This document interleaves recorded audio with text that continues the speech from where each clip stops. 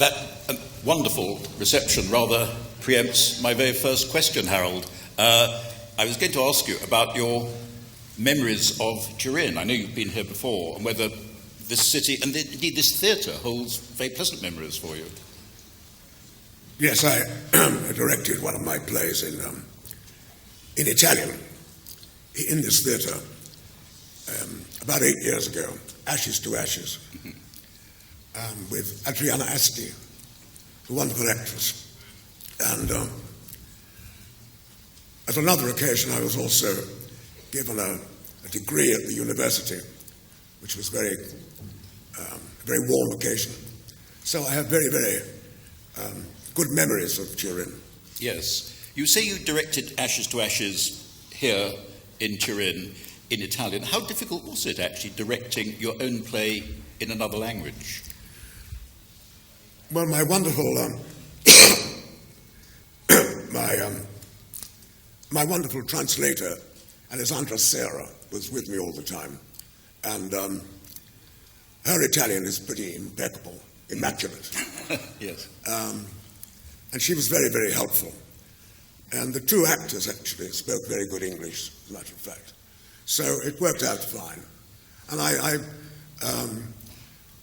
was very interested in the translation, exactly how it was working out.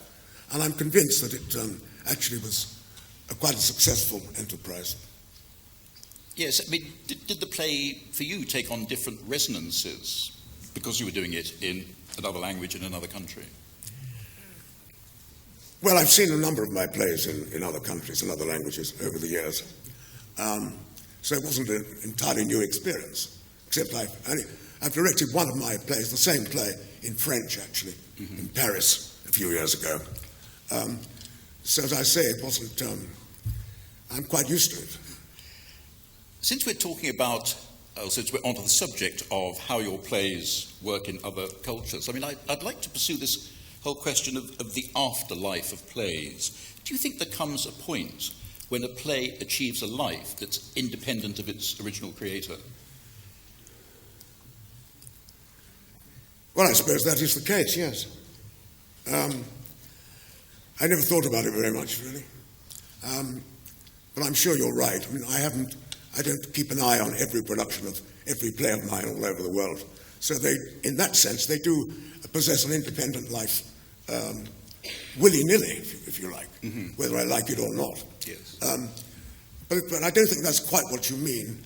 You mean, does the text itself leave the author? Does he? Yes. And also, does it become the property of the director, the actors, and do they acquire then a certain freedom with that play? Well, unfortunately, sometimes that freedom goes too far, in fact. On the whole, I insist, as far as I can, that they adhere to the text from the start and don't make things up in their own terms, their own language. I think this, but nevertheless, they have to have, as you said, independence. They can't. I don't feel very happy about directors who slavishly follow every stage direction that I may give or provide.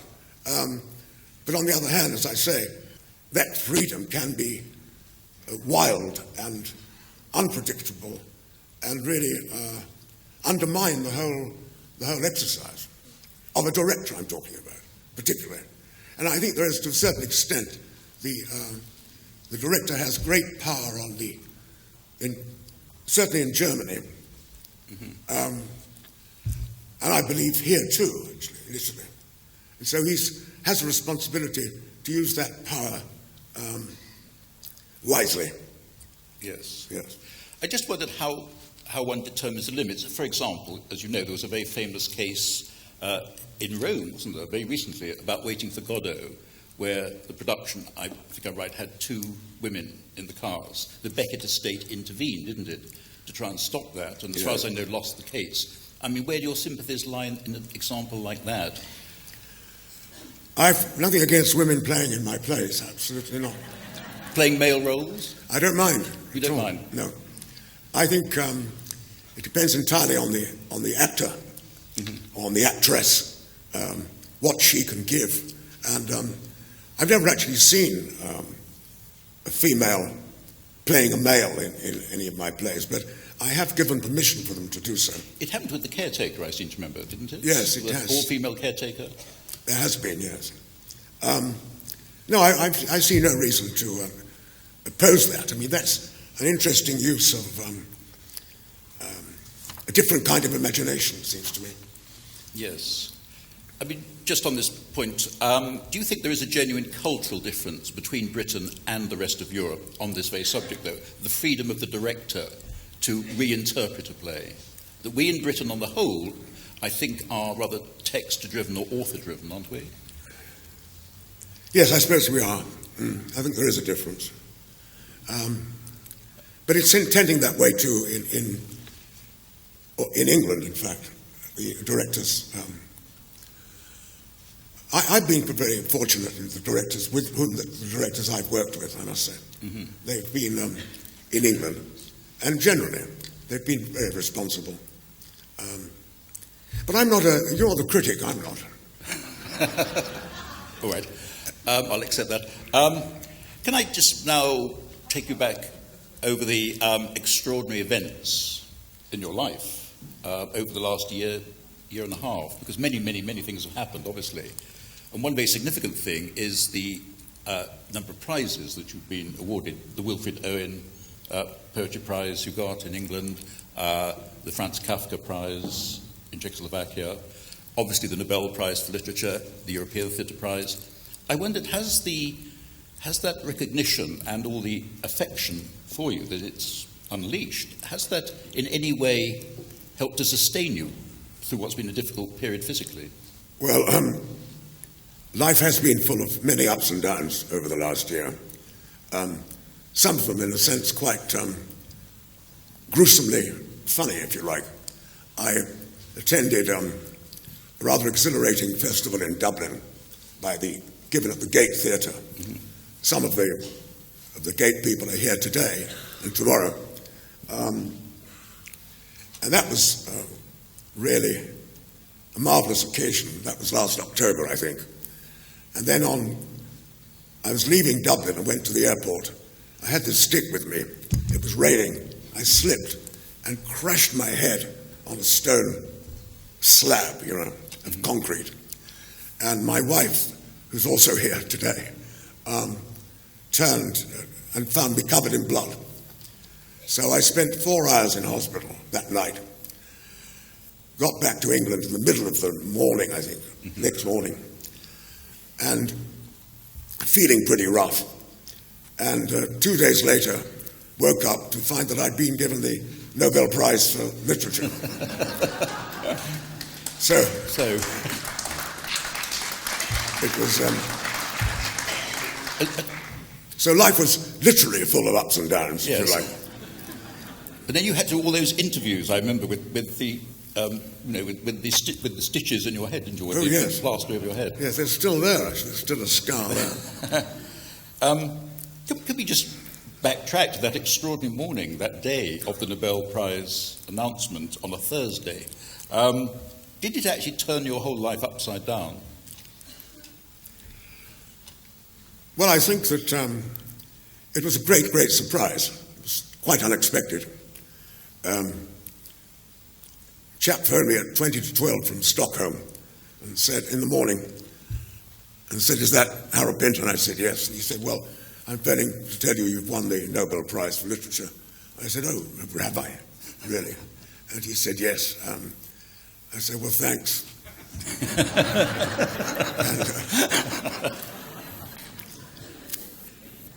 And then the next step really was that I was asked to write a speech, Mm-hmm. So I intended to go to Stockholm, but instead I found myself in hospital again for a totally different reason. I had a very, very mysterious skin condition, actually, which I think emanated from was born in the Brazilian jungle or somewhere, and I've never set foot in the Brazilian jungle. but it was something that I apparently shared, this very, very odd, very distressing physical condition with Brazilian Indians, as far as I could see. Mm-hmm. Anyway, I was finishing the speech, writing it, when the phone rang, and it was my doctor who said, "We've looked at your blood tests and you must come into hospital immediately." So I said, "What do you mean by immediately?" And he said, "Now, 5 minutes." So I said, "I see, I'm just writing a speech," I said at the moment. And I finished the speech. Mm-hmm. So it actually took me about 10 minutes to get to the hospital. And when I arrived, very shortly after I arrived, I found myself in intensive care and finding it extremely difficult to breathe. And there were lots and lots of doctors all around. And my poor, extremely anxious wife. And I realized, for the only time in my life really, that I was on the point of death. Because if you can't breathe, that's it. Mm-hmm. And I'd never been aware of any such extremity quite before in my life. But I didn't die. The doctors got me through it. And here I am. So. Thankfully.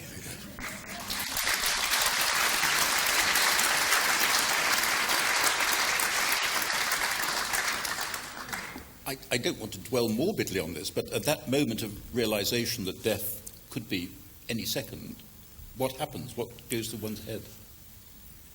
Well, there was no time to think. You don't have time to think. Mm-hmm. You don't think at all at such a point of your life when you're so close to what you realize is in fact death. You just experience it. And what you do is, in my case, in that experience, was desperately fight to stay alive. Mm-hmm. Which meant, as I say in my case, to insist upon breathing. Mm-hmm. Insist upon not losing the ability to breathe. And I just managed it by the skin of my teeth. So your will comes into it, the strength of your own will? Well, I suppose so, but it did remind me very much of what it must be like drowning. Mm-hmm. You know, in the past, when I was much younger, I wasn't a very good swimmer. I could swim just about, but not very well. And I wasn't used to the sea at all. Mm-hmm. So I had in the past a very unpleasant experience in the sea when I thought I was close to drowning. And I'm sure many people must experience that. Mm-hmm. So when you're caught in a current in which you cannot control, which is controlling you. Yes. So that's the closest I've ever. But the recent experience was really very was the closest I've ever come to death. Yeah.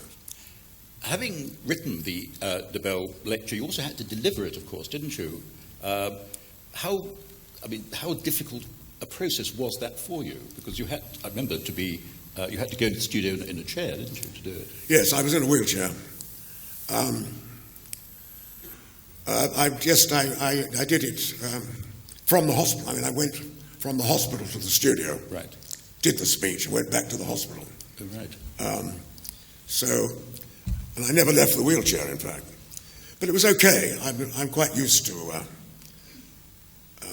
speaking my own texts. Yes. So that it came as no great surprise to me. The effect on the viewer was extraordinary, because my impression was, as you were delivering the text, your energy seemed to be visibly returning to you, if you see what I mean. You seemed much less frail or weak by the end of the lecture than you did at the beginning. It was as if the impetus of the speech and the moral indignation in the speech was firing you up. Is that more or less? Well, I suppose the speech itself did grow in intensity as it went along. But I got on to my I think by now, pretty well-known preoccupation, which is American foreign policy, I became more and more keen to make the points as clearly and as lucidly as possible, and not let it get out of order, in other words. Mm-hmm. My main intention, and rather my main concern when I was making that speech, even writing the speech, was not to be at all emotional. Mm-hmm. And I hope I succeeded in that. Indeed, you did. Could we just talk a little about the content of the speech? Because it seems to me the key argument of the speech is that there is no definitive truth in art, but that we have to examine the real truth of our lives and indeed of our society. And what you make a clear distinction, it seems to me, between the elusiveness of art and the nature of politics and society. I just wondered, regarding politics, do you now see the invasion of Iraq as some kind of watershed, in that because of all the documentary evidence, because of Guantanamo, because of what we now know about Abu Ghraib, people have in fact around the world woken up to reality and the lies that we were told? Do you think things have changed because of Iraq? Well, the general perception, I would imagine they have changed, yes, because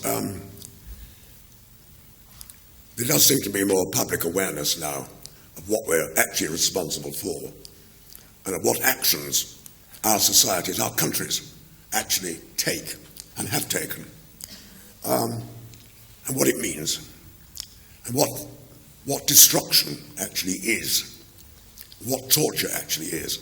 It so happens that I've been really very preoccupied with all this for many years myself. Mm-hmm. And I'm sure you know, Michael, that certainly in our country, what we used to call the United Kingdom, or Great Britain, terms which I must say I view with some irony these days. There's nothing great about Great Britain, I can tell you that. Mm-hmm. As for the United Kingdom, there is no such thing. But I have been well aware of what actions we've actually have taken, mm-hmm. and what actions, particularly the United States, has taken, as I pointed out in my speech, ever since the end of the last World War. So that for 50 years, see, Abu Ghraib and even Guantanamo are not new things. No. There are many, many precedents. The US foreign policy has adhered rigidly to one concern and one concern only for about over 50 years, if not beyond that, of course, also, which is what is in our interests. Other people's interests are of no moment, mm-hmm. I've always believed, as far as the United States, successive United States administrations have understood. And I really would like to make a distinction, which is important to make, hardly needs making, but I'm going to make it anyway, and that is that there are many, many Americans who are as disgusted and ashamed and as angry as I am. Yes. And I've received some extremely warm letters since my speech from America. Mm-hmm. Many of them couched in terms of some despair, I have to say. But the odd thing, coming back to the previous question, as you know, I have pursued this matter myself for some considerable time. And in England, I come back to something I was about to say, have actually sustained a great deal of considerable amount of mockery, being called at the very least an idiot, mm-hmm. Over many years. But fewer people are doing that now. That's where the difference comes in, yes. in my own experience. Yes. Because they know, I think we all know what's looking at us in the face now. But I believe that we've been faced with that for, as I say, for many years. But that's a key point, because one of the finest passages, I think, in the lecture is when you say it never happened, talking about American intervention, country after country, it never happened, as if we have brushed these actions out of our consciousness. But with Iraq, you can't say that, can you? Because it seems to me it is daily in our newspapers, it's daily on our television screens. There is a heightened awareness, I suspect, of the lies and deceptions. Yes, quite so. And of course, what cannot be ignored now is that everyone, I think, most people are well aware that, looking at Abu Ghraib, for example, that it was simply those actions taken, that torture, those acts of torture, were hardly random events. They weren't one bad apple, as it were. They came from the very top, so that we're looking at the White House, and we're looking at the Pentagon. We're also looking at number 10 Downing Street, by the way. And who we're looking at here, I'm not quite sure. But I've got a funny feeling that most people in this audience would have a few things to say about that. But it's where you live that leaves the greatest impression on you, in a way. And I feel actually a strong sense of shame at the actions of our own government. I think I'm talking about the British government. Yes. I think that Blair's subservience to Bush is shameful and disgusting. And also, it's also more than that. It's a disinclination to even accept the fact that if you go and drop bombs on thousands of people in a sovereign state, whatever you think about that state, this is not only an act of mass murder, but these are actually war crimes, palpably and evidently. And it strikes me as ludicrous and shocking that our government does performs these war crimes, if you like, without a thought. You talked about the reaction your speech got from America and around the world. I'd just like to ask about the reactions in Britain, because I remember vividly the speech went out live on television, on a satellite channel. Some newspapers, I have to say, my own newspaper, The Guardian, reproduced it in absolute entirety. Most newspapers I saw reported it fairly. But in some quarters, and notably the BBC, your speech seemed to me to be passed over. Did that surprise you? Not only. It was totally ignored. Yes. By the BBC. Did that horrify? It's as if it never happened. Precisely. But did that surprise you and shock you? It surprised me. Yes. And there's no answer to it.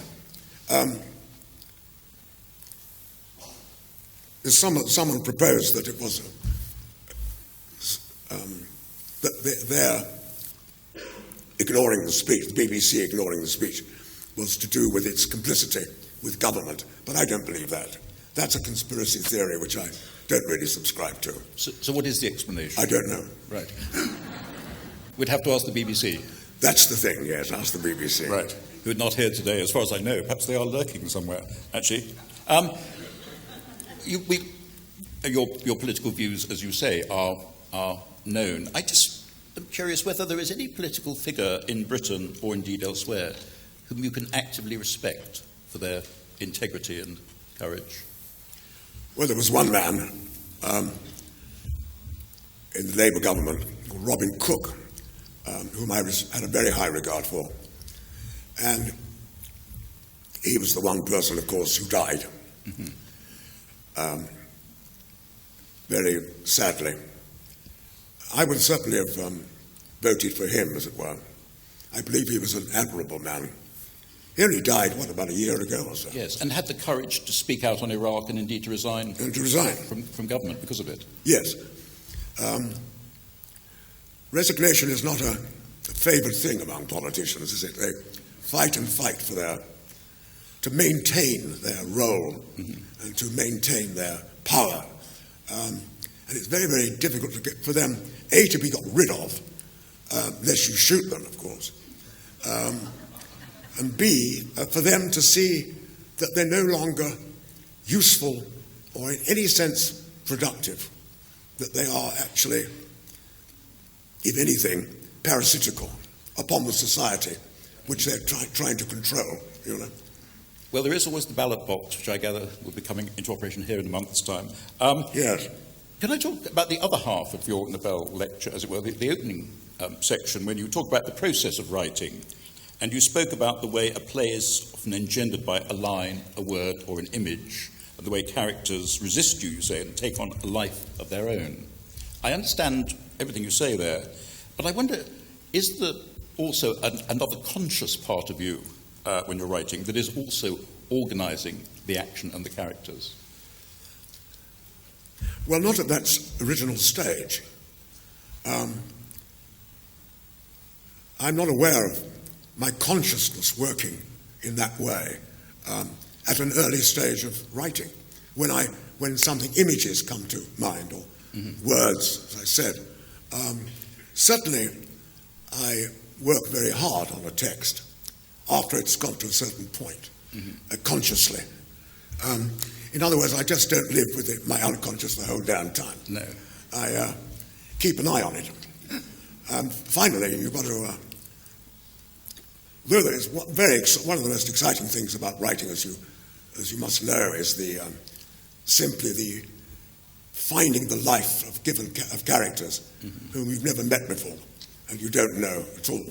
And to a certain extent, you've got to let them live their own life. But on the other hand, it's interesting conflict also between you as the writer and them as the characters. You know, who's in charge, actually? Yeah. And there's no easy answer to that. I suppose finally the author is in charge, because whether the character likes it or not, all I've got to do is take out my pen and do that. And he's lost a line. Yes. It may have been one of his favourite lines of dialogue. And it's gone. But I've got the pen in my hand. Can we take a very concrete example, a very famous example, a character like Ruth in The Homecoming? She obviously has a will, a life of her own, as you She say. does. But I just wonder whether her destination, which is to have this kind of ambivalent authority over her inherited household, is that an image that you have when you're at an early stage of the play? In other words, do you know the destination of her journey? No. Or does she know it? No, with The Homecoming, I really didn't know what was going to happen. And that, I don't know how many people here know The Homecoming, but the second scene begins in this house where the elder brother brings his wife from America, in fact, back to his home in London. And as I found them in the room, these two figures, I had no idea what was going to happen to either of them. Gradually, the thing grew and dictated itself to a great extent, so that her actions, her change, her assumption of her own sexual strength, and her authority grew in stature and in conviction. So that I really, this may sound rubbish, but I simply couldn't get out of her way. She started to dominate the play in a way I hadn't expected. I didn't know it was going to happen. so that she was unavoidable. Mm-hmm. And she's one of my favourite characters, actually. Because she has this organic life of her own. Organic is a good word, yes. Right. In every sense. Yeah. Is the process similar with a much more overtly political play? I'm just thinking of plays like One for the Road, Mountain Language, Party Time, which are all playing here, in fact. Is the process exactly the same? Or do you have a conscious intention with those plays? It could be exactly the same now, but it's rather difficult to define. In Party Time, for example, which again, to explain to members of the audience who don't know it, it takes place at a party, in fact, in a very, very wealthy environment, champagne and so on and so on. And downstairs in the street, something is happening. There are roadblocks and you hear helicopters, and there's something going on out there. And I knew from a much earlier stage that the people at the party were actually responsible for what was going on in the street. Mm-hmm. Not all of them, but it comes out in the text anyway. Yes. So that was an awareness on my part, which I had a certain kind of knowledge, right, which I did not possess, for example, while writing The Homecoming. Right. So it's a many-layered activity, writing plays, I think. And they're not all the same experience at all. Sure. Political theatre obviously takes many different forms and is very much alive at the moment, it seems to me. Do you admire writers whose approach is diametrically different from your own? I'm thinking of Brecht, for example, whom I've rarely heard you talk about, and is obviously one of the pillars of 20th century theatre. Yes, I admire Brecht very much. Brecht was very important to me to read. I mean, incidentally, I also admired his poetry very much. Mm-hmm. He's a terrific poet. Very, very important figure. But coming, by the way, to the present day, I have a great deal of respect for the work that David Hare has done. And he writes, as you know, very, very, very clear political plays. I believe that Stuff Happens is a very good piece of work. This is the play about Iraq. Yes. And how the origins of the Iraq War. And also the one about the railway, what was it? The Permanent Way. Permanent Way, yes. Very, very good. And I admire his rigour, you know, and his honesty and his insistence upon looking for the truth, you know. Mm-hmm. David Hare makes a very interesting point in another play of his, Via Dolorosa, the record of his journey to Israel and the Palestinian territories. In that play, he says some subjects are so monumental, the Holocaust most obviously, that any fiction pales beside the recorded fact. Would you subscribe to that?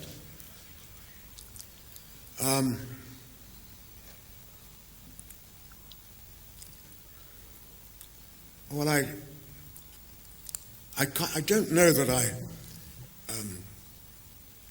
the recorded fact, yes. You know, the Holocaust, we all know about the horror. I mean, we should know about the horror of what that was, what actually took place. But I've also read, you read the poems of Paul Celan, Nellie Sachs.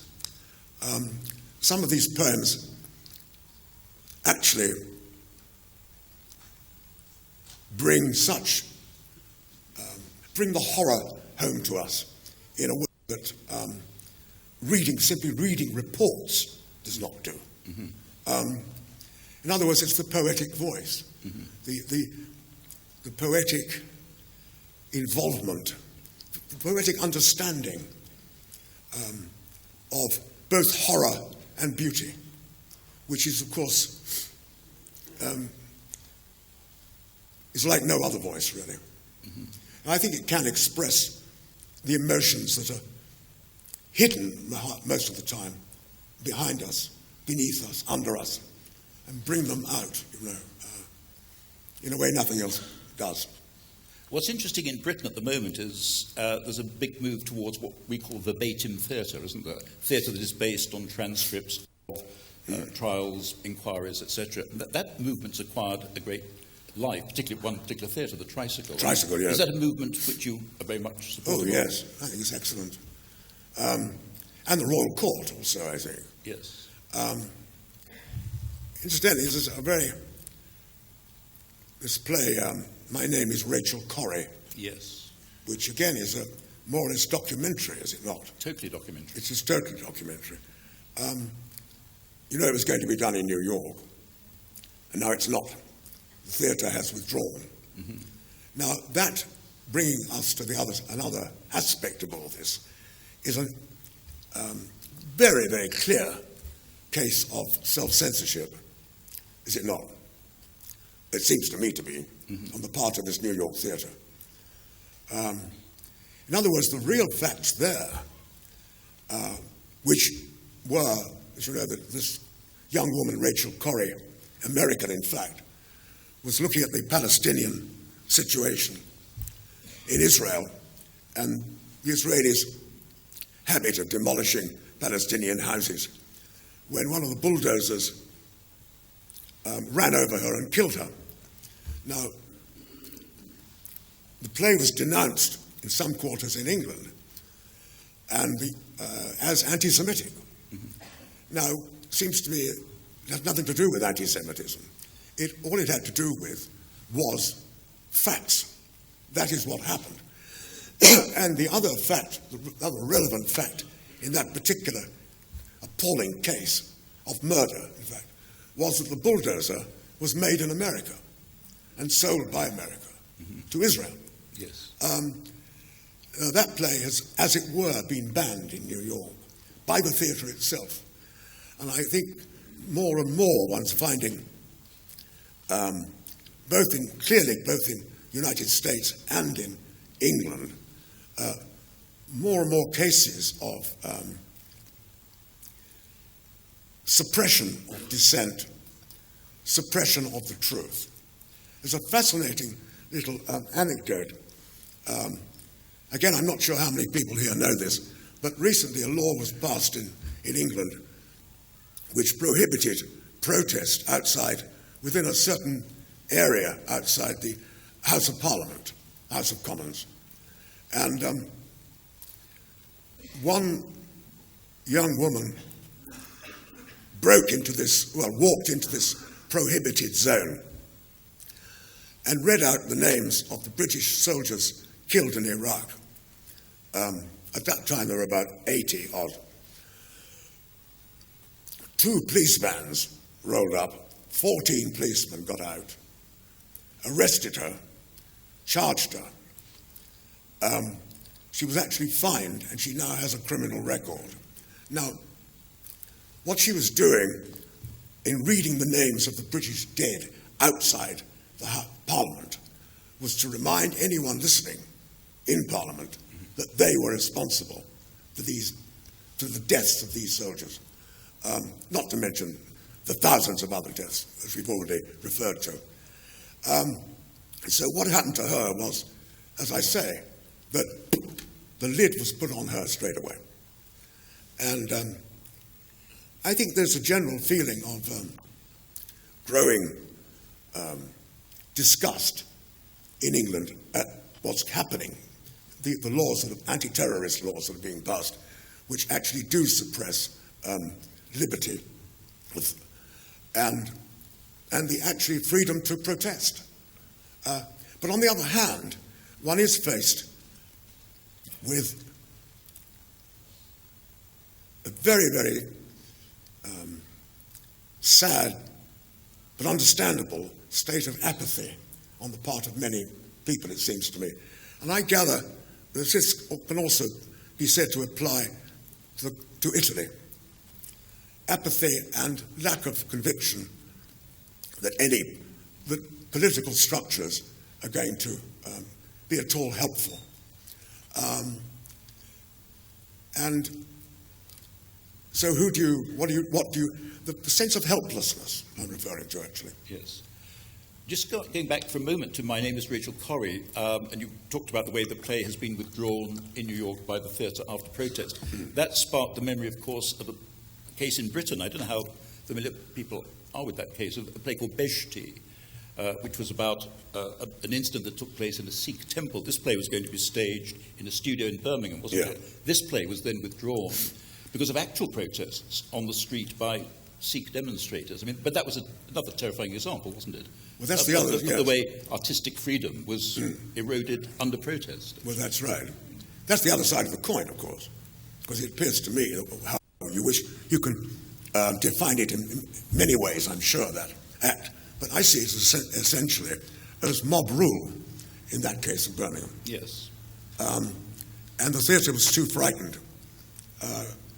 Was frightened. Yes. And the police didn't give a damn one way or the other. The police in that case were impotent and indifferent, whereas the police who arrested this young woman outside Parliament were exactly the opposite. Yes. Can I just lead you finally on to your own life, your own work? You've given the world, obviously, this rich body of plays, films, poetry. But although you publicly said you may not do any more plays, I wondered, can you ever imagine yourself not writing? In other words, is the urge to put pen to paper still very strong? Yes, but it's a question of what the form is. And I find more and more, quite simply, that I'm writing poetry. And I've written poetry all my life. But I've never made my statement about not writing any more plays is not an ideological statement. It's just seems to me that it's very unlikely that any more plays are actually going to come. Whereas I'm sure that I'll be writing poetry until I conk out, really. Right. Anyway, I've said often, and I'll say it again, I've written 29 damn plays. Isn't that enough? No. Anyway, I won't pursue that. Just finally, Harold, we're here obviously to celebrate yourself, but to celebrate the European Theatre Prize. And skeptics often talk of theatre as if it were marginal or irrelevant in the age we live in, the age of electronic entertainment, DVD, video, the internet, etc., etc. I mean, do you still have a positive faith in what theatre can do? Yes, I think theatre can provide a unique, singular kind of excitement, which no other medium can or does. Now, film, of course, also has its own uniqueness, as it were. But I think the theatre, the mere fact of being alive, having life on stage, life in the audience, a shared life at that moment of theatre, rather than a recorded experience, such as film, television is, etc. There remains nothing quite like it. So, I have a shaky faith still. A shaky faith. Well, I think on that note of mild optimism, we should draw this conversation to a close. I'd just like to thank, on the audience's behalf, I'd like to thank you, Harold, for being here, for talking to us, and being so fascinatingly candid and open and honest, as always. Thank you very much indeed, Harold Pinter. Thank you.